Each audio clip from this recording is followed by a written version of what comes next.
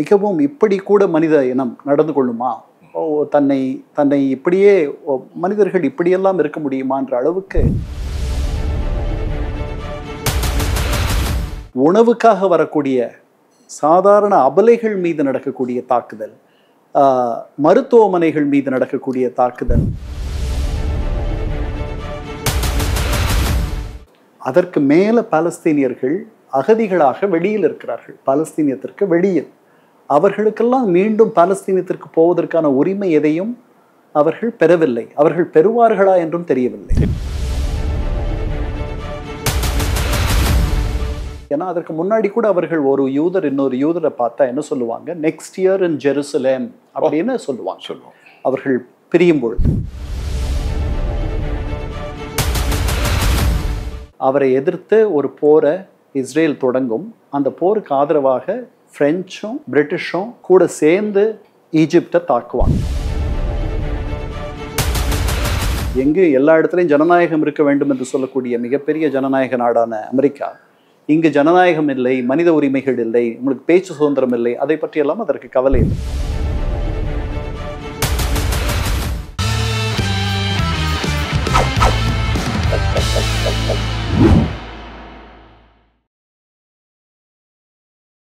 உலகத் தமிழர்கள் அனைவரையும் நான் இந்த நிகழ்ச்சியினுடைய வரவேற்கிறேன். இந்நிகழ்ச்சியில் தோழர்களே, சர்வதேச அளவிலான மிக முக்கியமான பிரச்சனை பலஸ்தீன் மற்றும் இஸ்ரேலுக்கு இடையான அந்த களமுனையில் யதார்த்தத்தை பேசுவதற்காக நாங்கள் கதைப்பதற்காகவே இங்கு அமர்ந்திருக்கிறோம்.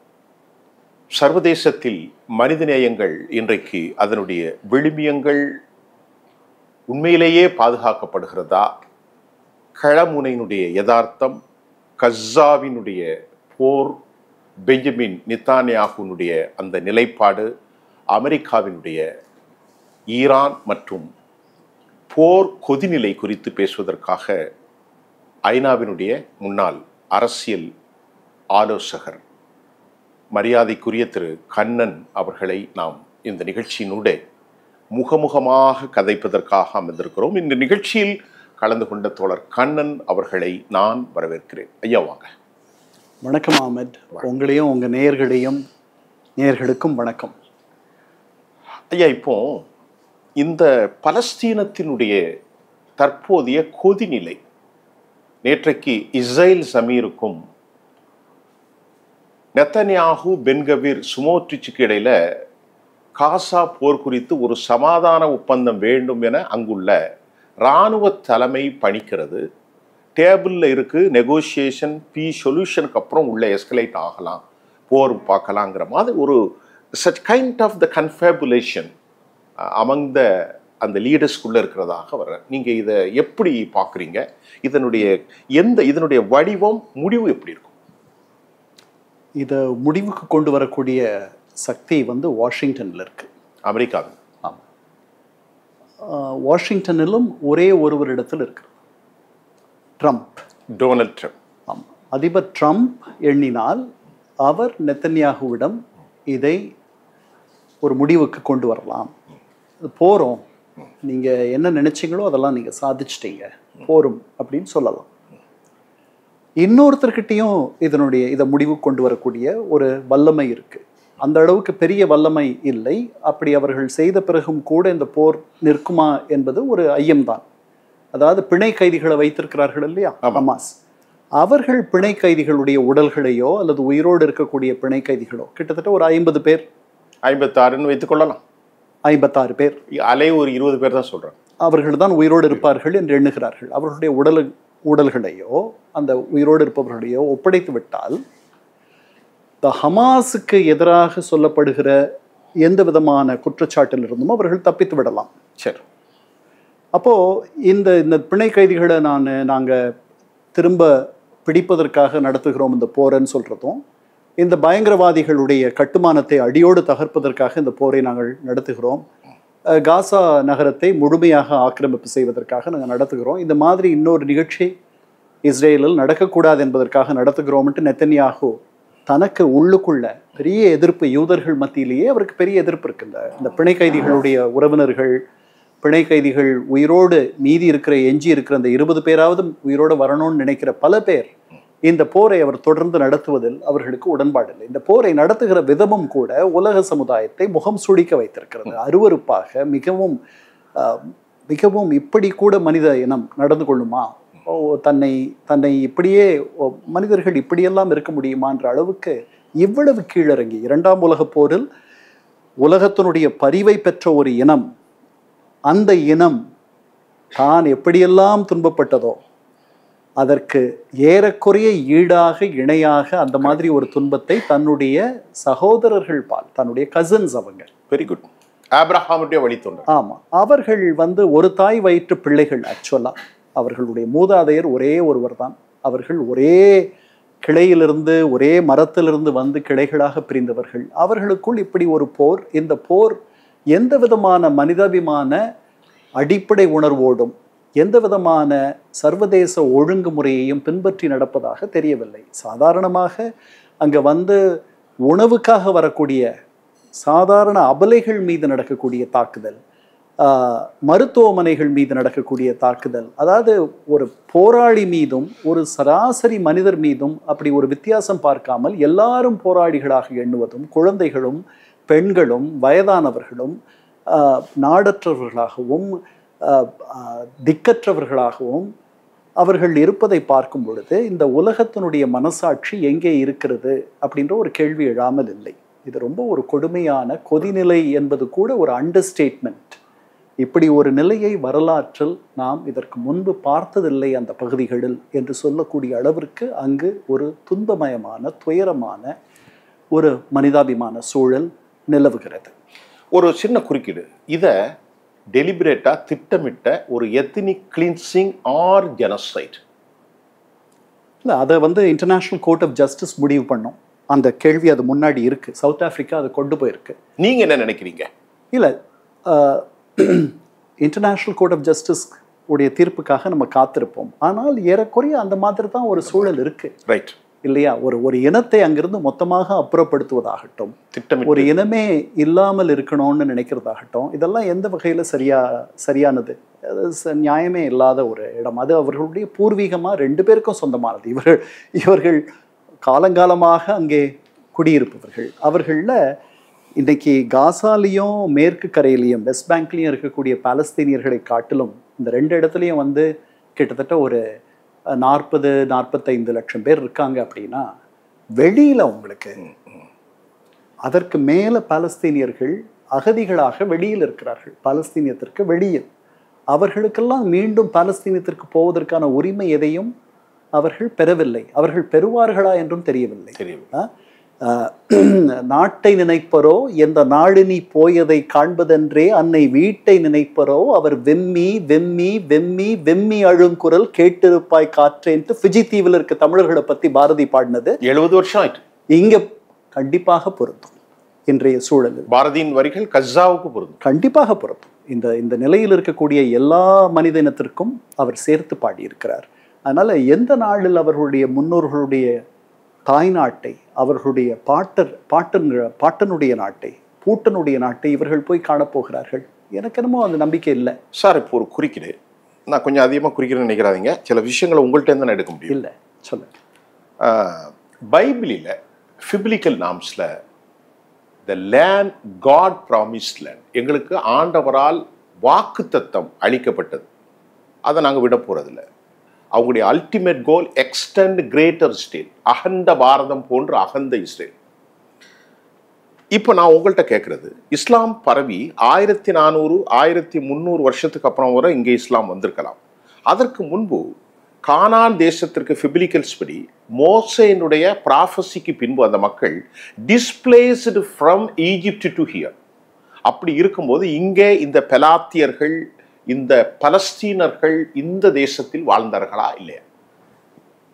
அவர்கள் அங்க வாழலன்ற வாதம் யார் வைக்கிறார்? நான் கேட்கிறேன். இப்ப அவர்கள் எங்களுக்கு தான் அந்த நிலம் என்று சொல்கிறார்கள். பூர்வீக குடிகள் அவங்க எல்லாருமே, அதாவது பெருமை யூதர்களும் அங்கு பூர்வீகமாக வாழ்ந்தவர்கள். அதற்கான கலீலி, ஜெரிகோ இங்கெல்லாம் விவிலிய சான்றுகள், விவிலியத்தினுடைய சான்றுகள் இருக்கு. அவர்கள் அங்கிருந்த அவர்கள் வெளியே போக வேண்டிய சூழல் வந்து அவர்களுடைய இரண்டு கோவில்களும் தரைமட்டமான பிறகு, அழிக்கப்பட்ட பிறகு அவர்கள் அங்கு பலஸ்தீனியத்தில் கொஞ்சம் பேர் தான் எஞ்சி இருந்தார்கள். நிறைய பேர் ஐரோப்பாவிற்கு வெளியே போய் வாழ்ந்தார்கள், அமெரிக்காவுக்கு போயிட்டாங்க, இந்தியாவில் கொச்சின் வரைக்கும் வந்துட்டாங்க. உண்மை. இந்த இரண்டாம் உலகப் போர் அவர்களுக்கென்று ஒரு தனி நாடு அப்படின்னு இருந்தால் நல்லா இருக்கும். அவர்கள் மீண்டும் அவர்களுடைய அந்த உறுதியளிக்கப்பட்ட ஆண்டவனால் அவர்களுக்கு வாக்குத்தத்தம் ப்ராமிஸ்ட் லேண்ட், கரெக்ட், அந்த இடத்திற்கே அவர்கள் போகணுன்ற ஒரு எண்ணம் அவர்களுக்கு வலுத்ததற்கு காரணம். ஏன்னா அதற்கு முன்னாடி கூட அவர்கள் ஒரு யூதர் இன்னொரு யூதரை பார்த்தா என்ன சொல்லுவாங்க, நெக்ஸ்ட் இயர் இன் ஜெருசலேம் அப்படின்னு சொல்லுவாங்க. அவர்கள் பிரியும் பொழுது அடுத்த ஆண்டு நாம் ஜெருசலத்தில் சந்திப்போம். ஏன்னா அவர்களுடைய புனித தலம் அது, புனித அப்படி அந்த எண்ணத்தையும் அந்த நம்பிக்கையும் வைத்து கொண்டவர்கள் வாழ்ந்து வந்திருந்தார்கள். இரண்டாம் உலகப் போர் இந்த நாட்சிகளுடைய எழுச்சி ஒரு பெரிய அவர்களுக்கு ஒரு உந்துதலை தந்தது. அந்த மாதிரி அவர்கள் ஜியானிஸ்ட் மூவ்மெண்ட்னு சொல்லிட்டு அந்த திருப்பி அந்த நாட்டுக்கு போய் அங்கேயே முதல்ல அவர்களுக்கென்று ஒரு நாடு வேண்டும்னு நினைக்கும் பொழுது யுகாண்டா, இன்னைக்கு இருக்கிற யுகாண்டாவை அவர்கள் சிந்தித்து பார்த்தார்கள். அங்கே நிலம் வாங்கி அங்கே போகலான்லாம் நினைச்சாங்க. அதுக்கப்புறம் அது எனக்கு சரியா இப்போ நினைவில்லை, ஏதோ காரணத்தினால அந்த எண்ணம் விடுபட்டு பாலஸ்தீனத்திற்கே நாம் திரும்பி போகலான்னு சொல்லிட்டு இயல்பாக வாலண்டரி ரிட்டர்ன்ஸ் நிறைய பேர் அங்கே போய் சொந்தமாக நிலங்களை வாங்கி அங்கே போய் குடியேறுவது என்பது தொடக்கத்தில் முதல்ல தொடங்குச்சு. இது 19ஆம் நூற்றாண்டினுடைய இறுதியில் தியோடோர் ஹெர்சல் அப்படின்ட்டு அவர்களுடைய இந்த ஜியானிஸ்ட் மூவ்மெண்ட்டினுடைய தந்தை என்று சொல்லலாம். அவர்கள் அதுக்கப்புறம் இதை ஒரு திட்டமிட்ட ஒரு குடியேற்ற முறையாக அவர்கள் அதை தொடங்கினார்கள். திட்டமிட்டு இதை ஒரு ஆர்கனைஸ்டாக நிறைய பேர் அங்கே குடியேறுவது என்று 1917 Balfour declaration, Lord Balfour England பார்லிமெண்ட்டில் அவர் ஒரு தீர்மானத்தை ஒரு வாக்குறுதியை தருகிறார், ஒரு பிரகடனத்தை செய்கிறார். அந்த பிரகடனம் His Majesty's government views upon favor a homeland for Jews அப்படின்னு சொல்லிட்டு ஒரு இடம், ஒரு தாய் நாடு என்று ஒரு இடம் அவர்களுக்கு இருக்க வேண்டும் என்பதை நாங்கள் பரிவுடன் பார்க்கிறோம் அப்படின்ற ஒரு டெக்ளரேஷன். அது நடந்த பிறகு இந்த ஆர்கனைஸ்டாக அங்கே போய் குடியேறுவது என்பது அதிகமாச்சு. கொஞ்ச நாளில் டெமோகிராஃபிக்ஸ் மாறத் தொடங்குது. சூழலியல் இல்லை, மக்கள் தொகைன்னு பார்த்துக்கிட்டீங்கன்னா டெமோகிராஃபிக்ஸ் முதல்ல அரபுகள் பாலஸ்தீனியர்கள் அதிகமாக இருந்த நிலை இருந்துச்சு. அதுதான் அப்போ கடைசி வரைக்கும் அவர்கள் இஸ்ரேல் வர வரைக்குமே அரபியர்கள் பாலஸ்தீனியர்கள் தான் அதிகம். ஆனால் இது ரொம்ப சின்னதாக எண்ணிக்கை, ஒரு சிறு துளி பெருவெள்ளம் என்பது போல் ஒரு 10 கணக்கில் 100 கணக்கில் தொடங்கிய இந்த குடியேற்றம் ஆயிரக்கணக்கில் சென்று 10,000 கணக்கில் அது பெருக தொடங்கியது. இவர்கள் அந்த பாலைவனத்தை, அந்த நீர் காணாத தேசத்தை இவர்களுடைய உழைப்பாலம் கிபூட்ஸ் என்ற முகாம்களை ஏற்படுத்தி இந்த பாலைவனத்தை இவர்கள் சோலைவனமாக மாற்றிவிட்டார்கள். அதில் எந்த சந்தேகம், அறிவு பெரியதானே, யூதர்களுடைய அறிவு. இந்த சொட்டு பாசனத்தை கண்டுபிடித்தவர்கள் அவர்கள், வாட்டர் இரிகேஷன். ஆமாம், சொட்டு பாசனம். ஆமாம். ஸோ இதெல்லாம் செய்தவர்கள். அப்போ இது நடந்து அதுக்கப்புறம் உங்களுக்கு மற்றதெல்லாம் தெரியும். 48 இஸ்ரேல் அந்த பாலஸ்தீனத்தை இரண்டாக பிரிக்க வேண்டும் என்று ஐக்கிய நாடுகளுடைய பொதுச்சபை ஜெனரல் அசம்பிளி முடிவு செய்து அதில் நாம் அதுக்கு எதிராக தீர்ப்பு சொன்னோம், அதுக்கு எதிராக வாக்களித்தோம் இந்தியா. பட் கிட்டத்தட்ட ஒரு பெரும்பான்மை வாக்குகளில் அந்த மாதிரி ஒரு பிரிவினை திட்டத்திற்கு இஸ்ரேலியர்கள் ஒப்புக்கொண்டார்கள், பாலஸ்தீனியர்கள் அதை ஒப்புக்கொள்ளவில்லை. அதனால் அப்போ தொடங்கின போர் இன்னைக்கு வரைக்கும் அந்த போர் முடிவுக்கு வரல. இதில் நீங்கள் சொன்னீங்க ஒரு ஜெனசைடு நாஜி இனத்தினோடு இவர்கள் கில்லட் என்ற எந்திரத்தின் மூலம் 6 மில்லியன் மக்கள் படுகொலை செய்யப்பட்டார்கள். அது உலகம் ஒரு ஹோலோகாஸ்ட், மறந்துவிட முடியாத பயங்கரமான கெமிக்கல் வெப்பன்ஸ். அதுக்கப்புறம் யூரோப்பாவில் இவர்களின் மீது ஒரு சிம்பத்தி கிரியேட் ஆனது. அதற்கு பிறகு பால்பர் டெக்ளரேஷன் வந்த பிறகு இது ஒரு கான்ஸ்பிரசி தியரியின் அடிப்படையில் ட்ரூமன் அன்றைய காலகட்டத்தில் எனக்கு நினைவு சரியாக இருக்கும் என்று நினைக்கிறேன், அமெரிக்காவுடைய பிரசிடெண்டாக இருந்தால் இந்த பால்ஃபர் டெக்ளரேஷனில் இவர்கள் இங்கே மத்திய கிழக்கில் ப்ராமிஸ் லேண்டாக இருந்தாலும் திட்டமிட்டு குடியேற்றியது ஒரு பின்னாடி ஒரு பிளாட், ஒரு கான்ஸ்பிரசி இருக்கிறதா? இல்லை, நாம் நிறைய படிக்கணும் வரலாற்று. நான் இது வரைக்கும் படித்த புத்தகங்களை பார்க்கும் பொழுது பால்ஃபர் டெக்ளரேஷன் இவர்கள் முதல் உலகப் போரில் இவர்களுடைய ஆதரவை கேட்பதற்காக பிரிட்டிஷார் கொண்டு வந்த அந்த தீர்மானம், அந்த பிரகடனம்.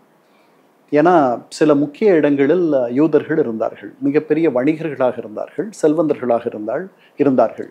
ராத்சைல்ட் நீங்கள் கேள்விப்பட்டிருப்பீங்க, பெரிய வைர வியாபாரி, நகை வியாபாரி. அவர் நிறைய டொனேஷன் பண்ணியிருக்கார். ஆமாம், அவர்கள். ஸோ இவர்களுடைய ஆதரவெல்லாம் அவர்களுக்கு தேவைப்பட்டது முதல் உலகப் போரில். அதனால் யூதர்களுக்கு சாதகமாக அந்த யூத லாபி அந்த மாதிரி ஒரு பிரகடனத்தை அவர்களிடமிருந்து பெற்றது. பாலஸ்தீனம் பிரிட்டிஷ்கிட்ட இருந்த ஒரு மேண்டேட்டட் டெரிட்டரி. அதில் இன்னும் அமெரிக்காவினுடைய ஆளுமை இன்னும் பெருசாக வரலை. அமெரிக்காவுக்கு 40கள் வரைக்கும் அமெரிக்கா உள்ளே வரலை. அதனால் ட்ரூமன் உங்களுக்கு 2ஆம் உலகப் போர் தான் வரார், அதுக்கு பிறகு போகலாம். அதுக்கப்புறம் தான் பிரிட்டிஷ் இதற்கு அவர்கள் இந்த குடியேற்றத்துக்கு அவர்கள் ஆதரவாக இருக்கிறார்கள். ஏன்னா அவங்க தான் அந்த குடியேற்றத்தை கட்டுப்படுத்தக்கூடிய, ஆதரிக்கக்கூடிய ஒரு நிலையில் இருப்பவர்கள். ஒட்டாமன் எம்பரர் டிக்ளைன் ஆனப்புறம் அவங்க தானே. ஆமாம், அவர்கள் ஆட்டோமேட்டிக்காக வந்துட்டாங்க. ஸோ அவர்கள் சில நேரங்களில் அவர்கள் அதற்கு தடை பண்ணுறாங்க, கோட்டாலாம் கொண்டு வராங்க. ஏன்னா அதுக்கு பெரிய எதிர்ப்பெல்லாம் வருதுன்றதுனால ஒரு ஆண்டுக்கு இத்தனை பேருக்கு மேலே அங்கே குடியேறக்கூடாதுன்றதெல்லாம் அவர்கள் செய்கிறார்கள். அதையெல்லாம் மீறி, அதையெல்லாம் அவர்கள் கண்ணில் மண் தூவி வருவதற்கு யூதர்கள் சில பேர் முயற்சி செய்கிறார்கள். பட் இது இந்த வேகத்தை இனிமேல் இது ஒரு மொமெண்டம் வந்துருச்சு, ஒரு வேகம் வந்துவிட்டது, இதை குறைக்க முடியவில்லை, ஒரு ஸ்பிரிட். ஆமாம், இது தொடர்ந்து நடக்கும் பொழுது இந்த அமெரிக்கா அதை அங்கீகரித்த முதல் நாடு எனக்கு தெரிஞ்சு. பிரிவினை நடந்து இந்த ஐக்கிய நாடுகள் சபை சொன்ன உடனே அதுக்கு காரணம் என்னன்னா, ட்ரூமன் பெரிய யூத நண்பர் அதெல்லாம் கிடையாது. அவர் யூதர்களுக்கு எதிராக எழுதின கடிதங்கள்லாம் இருக்கு. ஸோ அதனால் அப்படி கிடையாது. நம்ம அதை ஏன் ட்ரூமனை கேட்டோம்னா அவருடைய பேரும் பதிவு இருக்கு. ஆமாம், அவருடைய காலத்துல நீங்க சொல்லிட்டீங்க. இல்லை, அவருடைய காலத்தில் தான் அதற்கு முதல் அங்கீகாரம் தந்த நாடு அமெரிக்கா.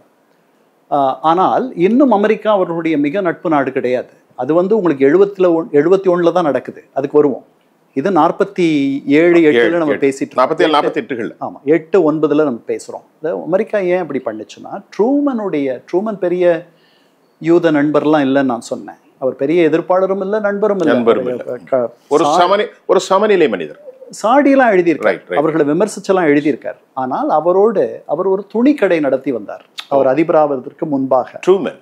ஆமாம், அவர் ஹாரி ட்ரூமன் நடத்திய துணி கடை அவர் ஒரு கூட்டாளியோடு, ஒரு பங்காளியோடு நடத்தினார். அந்த பங்காளி ஒரு யூதர். அப்படினால அவருக்கு they maybe get some bitterness experience. இல்ல, they were good friends. அவர்களுக்குள் எந்த விதமான பகை வரவில்லை. ஆனால் அந்த யூத பங்காளி, அந்த பார்ட்னருடைய செல்வாக்கினால், அவருடைய ஆளுமையினால், அவரிடத்தில் காட்டிய, அவர் எடுத்து பேசியதனால் அந்த அங்கீகாரத்தை அவர் தந்தார் அப்படின்றத ஜெருசலத்தில் டொமினிக் லாப்பியர், ஹாரி காலின்ஸ் அவர்களுடைய ஜெருசலம் புத்தகம், அவர்கள் தான் ஃப்ரீடம் அட் மிட்நைட்டும் எழுதினவங்க. அந்த பிரெஞ்சு இங்கிலீஷ் ஆத்தர்ஸ் அவர்கள் சொல்கிறார்கள். ஸோ யூதர்கள் பால் பெரிய அன்பு இல்லைனாலும் கூட ஒரு யூதர் தொடர்ந்து அவரிடம் வலியுறுத்தி கொண்டே வருகிறார், இதை நீங்கள் பண்ணணும்ட்டு. கடைசியில் அவர் இறங்கி வரார், நடக்குது. ஆனால் அதற்கு பிறகு அவர்கள் ஒன்றும் பெரிய நண்பர்களெல்லாம் இல்லை. இன்னும் சொல்ல போனால் சூயஸ் கிரைசிஸ் உங்களுக்கு நினைவு இருக்கும். 1956 அந்த சூயஸ் கால்வாயை நாசர் நாட்டுடைமையாக்கும் பொழுது அவரை எதிர்த்து ஒரு போரை இஸ்ரேல் தொடங்கும். அந்த போருக்கு ஆதரவாக பிரெஞ்சும் பிரிட்டிஷும் கூட சேர்ந்து ஈஜிப்டை தாக்குவாங்க. அதை அமெரிக்கா ஆதரிக்கலை. அவர்களை அந்த போரை உடனே நிறுத்த சொல்லி அவர்களுடைய துருப்புகளை திரும்ப பெற சொல்லி அமெரிக்கா கட்டாயப்படுத்தியது. இதெல்லாம் கூட நடந்திருக்கு. எப்போ இஸ்ரேலோட மிகப்பெரிய ஒரு முரண் இல்லை, ஒரு தோழமை, எப்போ ஒரு நட்பு இதெல்லாம் வந்துச்சு அப்படின்னா, அந்த 6 நாள் போர், 73 யோம் கிப்பூர் போர் நடந்துச்சு. 73 74 72 73 பரவாயில்ல, அந்த காலகட்டம் யோம் கிப்பூர் வார் நடக்கும் பொழுது அதில் அந்த போரில் அமெரிக்காவுடைய விமானங்கள் இல்லாமல் இஸ்ரேல் வென்றிருக்க முடியாது.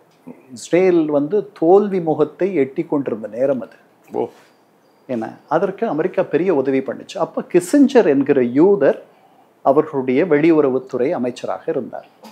அவரை கோல்டா மேயர் சந்திச்சு பேசுகிறாங்க. கோல்டா மேயர் பேசிட்டு, நீ வந்து எனக்கு, நான் முதல்ல அமெரிக்க பிரஜை, ரெண்டாவது நான் அமெரிக்க வெளியுறவு அமைச்சர், அமெரிக்காவுக்கு எது நல்லதுன்னு தான் நான் பார்ப்பனே தவிர நீங்கள் சொல்கிற யூதர்ன்றது பின்னாடி தான் அப்படின்லாம் அவர் சொல்கிறார். ரைட். அப்புறம் அவரை வந்து அவர்கள் ஒரு வழியாக அவரை கன்வின்ஸ் செய்து, அவரை நம்ப செய்து, அவர் போய் நிக்சனை நம்ப செய்து, நிக்சன் அதன் மூலமாக அவர்களுக்கு அந்த உதவி கிடைக்குது.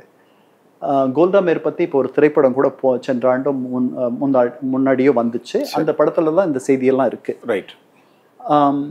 அதற்கு பிறகு அமெரிக்காவை அவர்கள் நம்பி இருக்கக்கூடிய ஒரு நிலை அவர்களுக்கு தோன்றியது. பட் 71 என்ன நடக்குது அப்படின்னா, இவர்கள் வியட்நாமில் தோற்று போன பிறகு கிட்டத்தட்ட 56,000 வீரர்கள் அங்கு மடிந்த பிறகு அமெரிக்காவிற்கு மத்திய கிழக்கில் ஒரு நம்பகமான, ஒரு துணிவான, பலமான, வலிவான ஒரு தோழமை நாடு தேவைப்பட்டது. ஒரு கூட்டாளி இங்கே இருக்கணும். ஆமாம். அவர்களுக்கு சவுதி அரேபியாவிடம் அவர்கள் பெரிய நட்பு பாராட்டி வந்திருந்தார்கள். 2ஆம் உலகப் போருக்கு பிறகு எஞ்சி இருந்த ஒரே 2 பெரிய வல்லரசுகள்னா அமெரிக்கா. அதில் அமெரிக்க ஜோன் ஆஃப் இன்ஃப்ளூயன்ஸ் அதில் சவுதி அரேபியா வந்துருச்சு. ஏன்னா அவர்கள் ஒரு முடியாட்சி, அவர்கள் ஜனநாயக ஆட்சி அல்ல. அதனால் அவர்களுடைய பாதுகாப்புக்காக அமெரிக்காவை அவர்கள் சார்ந்து இருந்தார்கள், இன்னும் இருக்கிறார்கள், இன்னும் கொஞ்ச நாளைக்கு அப்படித்தான் இருப்பார்கள். அதனால் இவர்கள் முடியாட்சி என்பதை அவர்கள் மறந்து விடுகிறார்கள். எங்கு எல்லா இடத்துலையும் ஜனநாயகம் இருக்க வேண்டும் என்று சொல்லக்கூடிய மிகப்பெரிய ஜனநாயக நாடான அமெரிக்கா, இங்கு ஜனநாயகம் இல்லை, மனித உரிமைகள் இல்லை, உங்களுக்கு பேச்சு சுதந்திரம் இல்லை, அதை பற்றியெல்லாம் அதற்கு கவலை இல்லை. ஸ்திரத்தன்மை இருக்கிறது மத்திய கிழக்கில், ஸ்டெபிலிட்டி. கரெக்ட். அதை கொடுக்கக்கூடியவர்கள் சவுதிகள். அவர்கள் தான் மிகப்பெரிய சக்தி அங்கு அரபு உலகத்தில். அவர்களிடத்தில் நாம் நட்பாக இருக்க வேண்டும். எகிப்து இன்னொரு பெரிய சக்தி, அவர்களிடத்தில் நாம் நட்பாக இருக்க வேண்டும். அவர்களும் நாசர் போன பிறகு எகிப்தும் கூட வந்து சதாத் வந்த பிறகு அமெரிக்காவோடு ஒரு நட்பு வர தொடங்கியச்சு. அதனால இந்த வியட்நாமில் அவர்கள் புறமுதுகிட்டு ஓடிய பிறகு அவர்களுக்கு இந்த மாதிரி ஒரு வலிமையாக இன்னொரு நாடு தேவைப்பட்ட பொழுது அன்றிலிருந்து இஸ்ரேலுடைய தோழமை அவர்களுக்கு மிக நெருக்கமாக ஆனது. இப்போ எனக்கு என்ன கேள்வினா, ஈஜிப்டை பற்றி நீங்கள் சொல்லும்போது இஹ்வானுல் முஸ்லிமீன், இஸ்லாமிக் பிரதர்ஹுட் என்ற ஒரு ஆர்கனைசேஷன் வலுவாக இருக்கின்ற போது அமெரிக்காவால் அது மௌனியாக்கப்பட்டது. அப்துல் அல் சிசி தற்போது கொண்டு வரப்பட்டார். அது இப்போ அந்த ஆர்கனைசேஷனுடைய பல முறைகள் இப்பொழுது இது அமெரிக்காவுடைய கையாளாகத்தான் அல் சிசி இருந்து கொண்டிருக்கிறார். சுடானி இருக்கிறார் ஈராக்கில். முகமது பின் சல்மானுக்கும் அவர்களுக்கான உறவு இன்றல்ல, பல நாட்கள். யுனைடெட் அரபு எமிரேட்ஸ், ஜோர்டானுடைய அப்துல்லா, இவர்கள் ஒரு இஸ்லாமிய தலைமையாகவும் யூனிவர்சல் பிரதர்ஹுட் பற்றியும் இந்த குரானிக் எக்ஸ்பிளனேஷன் எல்லாம் கொடுக்கிற நேரத்தில் இத்தனை இமானுவேல் மெக்ரான், அல்பேனியா போன்றவர்கள், ஆண்டனி அல்பேனியா போன்றவர்கள் கடும் எதிர்ப்பை தெரிவிக்கின்ற போது அரபு உலகம் கண்டனங்கள், எர்டோகன் போன்றவர்களும் கூட ஒரு நாம்கிவாஸ் என்று சொல்வார்கள், பேருக்கான ஒரு கண்டனத்தோடு மௌனி ஆகி கொண்டிருக்கிறார்கள். ஒரு இனம், அவர்கள் சொல்லுகிற அந்த இஸ்லாமிய இனம், அதையும் தாண்டி மனித இனம் கொத்து கொத்தாக அழிந்து கொண்டிருப்பதன் பின்னணி என்ன? இதுல ஒரே ஒரு சின்ன கேள்வி. அமெரிக்காவோடு எதையும் சாதித்து கொள்ளக்கூடிய வலுவான சக்தியாக சவுதி இருக்கிறது. 4 ட்ரில்லியன் 400 லட்சம் கோடிகளை அள்ளி கொடுத்திருக்கிறார். இந்த மௌனத்திற்கான காரணம் என்ன? இதை எல்லாத்தையும் அமெரிக்காவை திருப்திப்படுத்துவதற்காக அவர்கள் மௌனியாக இருப்பதாக நான் நினைக்கவில்லை. பாலஸ்தீனியர்களுக்கு அரபு உலகத்தில் மிகப்பெரிய அன்பும் ஆதரவும் இருப்பதாக நாம் கற்பனை செய்து கொண்டிருக்கிறோம். அப்படி இல்லை. என்னிடத்தில், நான் பாலஸ்தீனியர்களிடத்தில் வேலை பார்த்திருக்கிறேன். பாலஸ்தீனியர்கள் என்னுடைய சக தோழமை ஊழியர்களாக இருந்திருக்கிறார்கள். அமெரிக்காவில், ஐநாவில் என்ன இருந்திருக்கிறேன். அதில் ஒருவர் சொன்னார் எனக்கு, இஸ்ரேலியர்கள் சிலர் எங்களுக்கு செய்திருக்கக்கூடிய அநீதியை காட்டிலும் சக அரபுகள் எங்களுக்கு மிகப்பெரிய அநீதியை இழைத்திருக்கிறார்கள் என்று சொன்னார். ஸோ அதனால் இதுக்கு வந்து யாரை போய் எங்கே போய் முறையிடுறது, எங்கே போய் அழறது, ரொம்ப வேதனையான ஒரு அரப் லீக் அப்படின்னு ஒன்று இருக்குது. அது என்ன பேசுது, என்ன சொல்லுது? 22 அரபு நாடுகள் அதில் உறுப்பினர்கள்.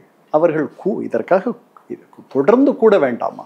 தொடர்ந்து ஒவ்வொரு சாலையிலும் ஒவ்வொரு முக்கிய பிரதான சாலைகளில் மக்கள் பேரணியை அந்த அரசுகள் நடத்த வேண்டாமா? மிகப்பெரிய அழுத்தத்தை அங்கே இருக்கக்கூடிய அமெரிக்க தூதர்கள், ஏன்னா மேலை நாடுகள், மற்ற மேலை நாடுகள் எல்லாம் அங்கே நடக்கிறதெல்லாம் பார்த்துட்டு அவர்கள் பாலஸ்தீனத்தை அங்கீகரிக்க போகிறோம்ன்ற ஒரு எண்ணத்துக்கு வந்துட்டாங்க. பிரான்ஸ் ஆகட்டும், பிரிட்டன் ஆகட்டும், கனடா ஆகட்டும், ஸ்வீடன் ஆகட்டும், நார்டிக் கண்ட்ரீஸ், பல பேர், நியூசிலாந்து வந்துருச்சு. ஆமா, ஆஸ்திரேலியா, அமெரிக்காவினுடைய கூட்டாளிகள் அநேகமாக வந்துட்டாங்க, எல்லாரும் வந்துட்டாங்க. அமெரிக்கா மட்டும்தான் இன்னும் வீம்பாக இருக்கு. இவர்களெல்லாம் மேற்கத்திய நாடுகளே, மேலை நாடுகளே இவர்களுக்கு ஆதரவாக செயல்படும் பொழுது இந்த அரபு உலகம் நீங்க சொன்ன மாதிரி மௌனியாக இருப்பது என்பது அதை முழுமையாக அமெரிக்காவை திருப்திப்படுத்துவதற்காக அவர்கள் அப்படி இருப்பதாக நான் நினைக்கல. ஏன்னா அது ரொம்ப சிரமம். ஏன்னா சவுதிகள் தெளிவாக சொல்லிட்டாங்க, பாலஸ்தீனம் என்கிற ஒரு நாடு உருவானால் ஒழிய நாங்கள் இஸ்ரேலோடு எந்த உறவையும் வைத்துக்கொள்ளப் போவதில்லை என்றது இதுதான் அவர்களுடைய இன்றைக்கு இருக்கிற நிலைப்பாடு. ஆனால் நான் சொன்னனே, இந்த இந்த இந்த பாலஸ்தீன பிரச்சனை நிறைய தவறான சில நகர்வுகளால் பாலஸ்தீனியர்கள் தங்களுக்கு நிறைய தவறுகளை இழைத்து கொண்டார்கள், நிறைய தீமையை உருவாக்கி கொண்டார். யாரு? பாலஸ்தீனியர்களே, அந்த மக்களே. ஆமா. எப்படி? அவர்களுடைய தலைவர்கள் இந்த அமைதி பேச்சுவார்த்தையின் போது அவர்களுக்கு தரப்பட்ட பல தீர்வுகளில் அதாவது எனக்கு ஒரு முறை முரசொலி மாறன் அவர் தொழில்துறை அமைச்சராக இருக்கும் பொழுது நான் அவரோடு பேசி கொண்டிருந்த பொழுது சொன்னார், நாங்கள் விடுதலை புலிகளிடத்தில் பல முறை சொன்னோம், நீங்கள் இந்த அதிகார பகிர்வை எடுத்துக்கங்க, நார்த் ஈஸ்டர்ன் ப்ரொவின்ஷியல் கவுன்சில், வடகிழக்கு மாகாண சபையினுடைய அதிகாரத்தை நீங்கள் எடுத்துக்கங்க. ஸோ இது 13th அமெண்ட்மெண்ட். ஆமாம், 13th அமெண்ட்மெண்ட். ஆமாம், அதை எடுத்துக்கிட்டு அதற்கு பிறகு உங்களுடைய கோரிக்கையை இன்னும் பலப்படுத்துவது, வலுப்படுத்துவது, இன்னும் விரிவுபடுத்துவது, அதை பண்ணுங்க. இப்போவே தனி நாடு அப்படின்ட்டு கேட்காதீங்க. அதெல்லாம் சொன்னோம், ஆனால் அவர்கள் நாங்கள் சொன்னதை எதையும் கேட்கலை அப்படின்னு ஒரு முறை வருத்தப்பட்டார். அது மாதிரி பாலஸ்தீனியர்கள் அவர்களுக்கு தரப்பட்ட அந்த அமைதிக்கான தீர்வுகள் அவர்களுடைய திருப்திக்கு இல்லை என்றாலும் கூட நிறைய குறைகளோட பல ப்ரொபோசல்ஸ், திட்டங்கள் அவர்கள் முன்பு வைக்கப்பட்டிருந்தாலும் கூட அதை எடுத்துக்கொண்டு அதற்கு பிறகு மேலும் அவர்கள் பெறுவது எப்படி என்ற சிந்தனையில் இருந்திருந்தவர்களா இன்னைக்கு பாலஸ்தீனம் என்று ஒரு தனி நாடு இருந்திருக்கும். எல்லாரும் அதற்குத்தான் PLOவுடைய தலைவர் யாசிர் அரபாத் கொஞ்சம் இணக்கமாகத்தானே சென்றார். இல்லையே, அவர் தானே 10 நாட்களுக்கு பிறகு 10 நாட்கள் கிளின்டன் அவரோடு இருந்தார். 10 நாட்கள் எந்த அமெரிக்க அதிபர் உங்களோடு இருப்பார்? 10 நாட்கள் எஹூத் பராக்கோடவும் அவரோடவும் இருந்தார். அதெல்லாம் கிளின்டனே எழுதியிருக்கார், மேட்லின் ஆல்பிரைட் எழுதியிருக்காங்க அவங்க தரப்புல இருந்து. அவர் கடைசி நேரத்தில் மாட்டேன்ட்டார். ஏன் தெரியல அவர் அதை. அதனால இது ஒரு தருணம், இது ஒரு கடைசி தருணம். இனிமேல் அந்த இடத்துக்கு இப்போ அது சுருங்கி போயிடுச்சு. எப்படி பாகிஸ்தான் மாத் ஈட்டன் பாகிஸ்தான் அப்படின்னு சொன்னாரோ, பட்டாம்பூச்சி அரித்த பாகிஸ்தான் எனக்கு தருகிறீர்கள் என்று ஜின்னா சொன்னார். அது மாதிரி இவ்வளவு பெருசா இருந்த பாலஸ்தீனம் என்று இவ்வளவு சிறிதாக சுருங்கி விட்டது. ஒரு 22,250 சதுர கிலோமீட்டர். ஆமா, ஒரு டிஸ்ட்ரிக்ட். அதனால முன்னாடியே இதை எடுத்துட்டு இதுல இருக்கிற அதற்கு பிறகு இதை தங்களை போய் நிறுவிக்கிட்டு ஒரு சின்ன இடத்தை முதல்ல பிடிச்சுக்கிட்டு அதுக்கு பிறகு மேலும் மேலும் அவர்கள் அங்கிருந்து இது இது ஹைன்சைட் பயஸ். நாம பின்னோக்கி பார்க்கும்பொழுது எல்லாமே இப்படி பண்ணியிருக்கலாமே அப்படி பண்ணியிருக்கலாமே தோணும். எனக்கும் அப்படி தோணுது, அதனால சொல்றேன். அப்புறம் தப்பு இல்லை, அவர்கள் இடத்துல இருந்தாதான் நமக்கு தெரியும் அவர்களுக்கு என்ன. இப்ப நீங்கள் சொல்லுகின்ற தலைவர்கள் யஹ்யா சின்வார், இஸ்மாயில் ஹானி போன்ற இன்றைய தலைவர்களை சொல்லவில்லை. அக்காலத்திலிருந்து அந்த நெகோசியேஷனில் கொஞ்சம் ராஜபுத்தியோடு நடந்திருக்கலாமோ, 13வது அமெண்ட்மெண்ட்டை பிரபாகரனும் பாலச்சந்திரன் எடுத்திருந்தால் நல்லாக இருந்திருக்குமோ, இதெல்லாம் காலம் கடந்த கதைகள் அப்படின்னு நீங்கள் நம்புகிறீர்கள். யாஹூத் பராக் அன்றைக்கு இருந்தார், இன்றைக்கு கூட அவருடைய கடுமையான கடும் சொல்லாடல்களை பெஞ்சமினோடு பேசிக் கொண்டிருக்கிறார். இது வரலாற்று உண்மை. சரி, அப்படி என்றால் அரபுகளுக்கு பலஸ்தீனர்களின் மீது ஒரு பெரிய பரிவோ இல்லை, அமெரிக்காவினுடைய அழுத்தத்திற்கு அவர்கள் பணிகிறார்கள் என்ற ஒரு சொல்லாடலும் உண்மை இல்லை. அப்படித்தான் நான் அப்படித்தான் நினைக்கிறேன். எல்லாமே அதாவது அமெரிக்காவினுடைய குட் புக்ஸ்ல இருக்கணும்ட்டு சில பேர் இந்த வளைகுடா அரபு நாடுகளுக்கு அவர்களுடைய பாதுகாப்பு அமெரிக்காவோடு பின்னி பிணைந்திருக்கிறது. அவர்கள் அமெரிக்காவை ஒரு அளவுக்கு மேலே பெருசாக எதிர்க்க விரும்பாதவர்கள். சரிதானா? கத்தார், சவுதி அரேபியா, மற்ற நாடுகள் ரொம்ப சின்னது, பாரேன், குவைத், இதெல்லாம் ரொம்ப ரொம்ப சின்ன நாடு. சோட்டா. அவர்களை பற்றி நம்ம பெருசாக கவலைப்பட வேண்டியதில்லை. இந்த 2 நாடுகள் தான் பெரிய யுனைடெட் அரப் எமிரேட்ஸ். இந்த 3 தான். அது ஒரு 7 தேசங்கள். ஆமாம். இவர்கள் 3 பேருமே பெரிதாக இதை வந்து ஒரு சிக்கலாக்கவில்லை. இவ்வளவு ஒரு மனிதாபிமான ரீதியாக இவ்வளவு ஒரு துயர நிலை அங்கே இருக்கும் பொழுதும் இது வந்து அரபு உலகத்தில் பெரிதாக பேசப்படவில்லை அப்படின்னு இப்போ பழகி போச்சா அல்லது என்ன, எனக்கு ஒன்றும் புரியல.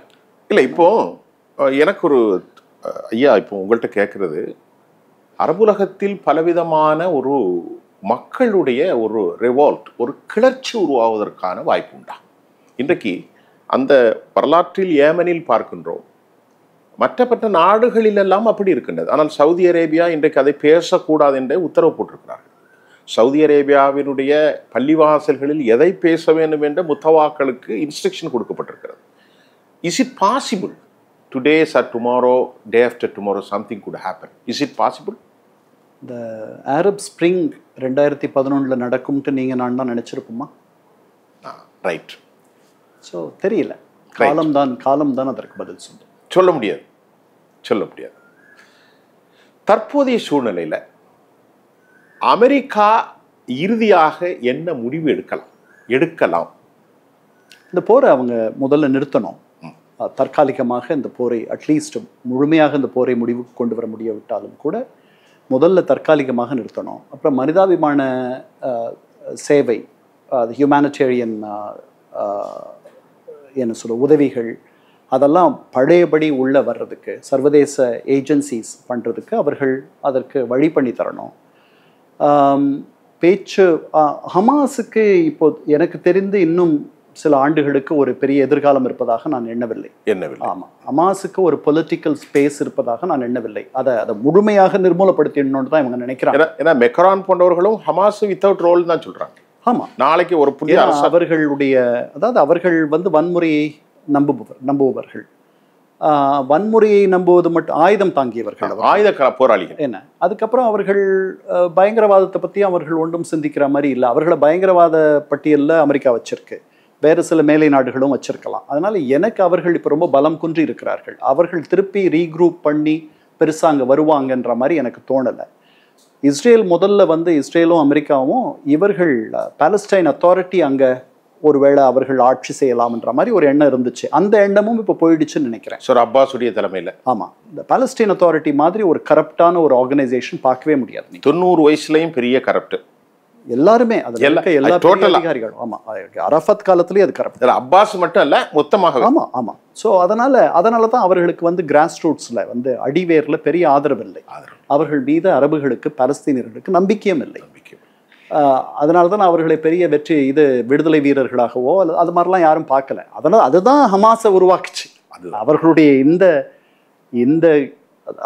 இந்த விழுமியங்கள் எல்லாம் விட்டு அவர்கள் மிகுந்த சொகுசான வாழ்க்கையை இந்த தலைவர்கள் எல்லாம் வாழ்வது தான் மக்களுடைய யதார்த்த நிலையிலிருந்து இவர்கள் ரொம்ப விடுபட்டு. இப்போ இந்த ஹமாஸை உருவாக்கக்கூடிய யாசினுடைய தாட்ஸ் அதுதான் இருந்தது. ஆமாம், இப்போ அவங்க பண்ணக்கூடிய ஒரு ஏவுகணை மிசைல் ஷார்ட் ரேஞ்சஸில் கூட யாசின் 105 மூலம் தான் வச்சுருக்காங்க.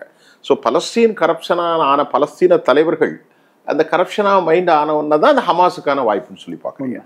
சரி, இன்றைக்கு நாம் வந்து நிறைய விஷயத்த ஆரம்பத்துலேருந்து பேசியிருக்கோம். இதில் ஒரு நிறைய புரிதல் இருக்கும் மக்களுக்கு. ரொம்ப சிறப்பாக இந்த முதல் அமர்வில் எங்களுக்கு நீங்கள் கொடுத்ததுக்கு ரொம்ப சந்தோஷம் சார். நன்றி.